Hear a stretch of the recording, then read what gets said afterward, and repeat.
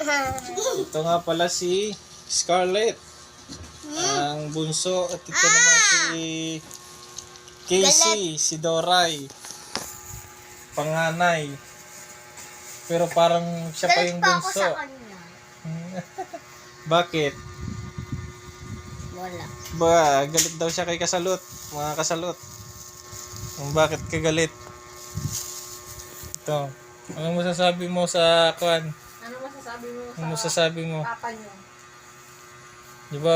Mabait, di ba? Mabait papa, no? Mabait. Laging sa trabaho lang.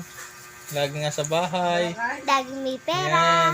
Laging, Anong masasabi mo? yan. Like ako. Wala nga po pala silang pasok ngayon at yung nanay ko. Laging nakatago. Ako, nakatago. Ayaw niya.